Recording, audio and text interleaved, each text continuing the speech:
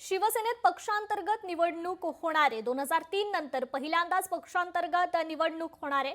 Digital आणि online अशा 7 टप्प्यात ही निवडणूक होणार आहे। पक्षाच्या घटनेच्या आधारावर ही निवडणूक प्रक्रिया पार पडणार आहे। पक्षात पारदर्शक कारभार होण्यासाठी ही निवडणूक घेतली जाणार असल्याची माहिती दिली गेली आहे। पक्षप्रमुख, विभाग प्रमुख, शाखा समन्वयक, जिल्हा प्रमुख, जिल्हा संपर्क प्रमुख, युवा नेते, महिला आघाडी, स्थानिक लोकाधिकार समिती या पदासाठी ही निवडणूक होणार आहे।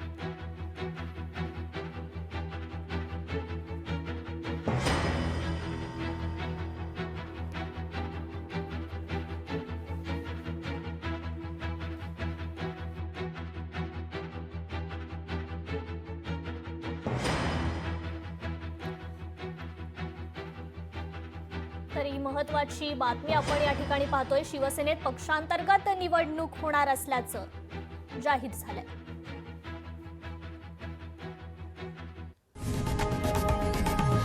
लोकशाही मराठी ऐका, पहा, जागरूक रहा।